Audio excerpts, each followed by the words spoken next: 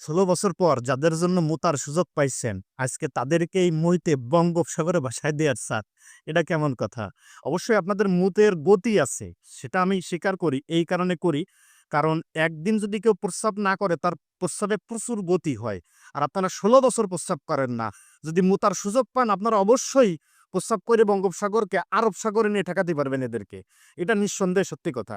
তবে একটা জিনিস আরেকটু মাথায় রাখবেন, সেটা হচ্ছে ইউনূস সাহেব যদি এই মুহূর্তে পদত্যাগ করে, উনি যেরকম পদত্যাগ করার কথা বলিছে, তাহলে কিন্তু আপনাদের মুত বন্ধ হয়ে যাবে। এটা আপনারা নিঃসন্দেহে ধরে নিতে পারেন।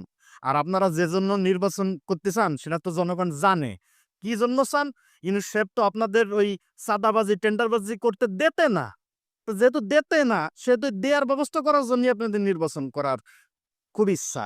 ও সংবিধান রক্ষা, জনগণের ভোটার অধিকার রক্ষা, এগুলো পাবলিক বোঝে, এগুলো আর বুঝেন না। ৫৪ বছর ধরে তো মানুষ এসব কথাই শুনে আজকে স্বাধীনতার ৫৪ বছর পার করল।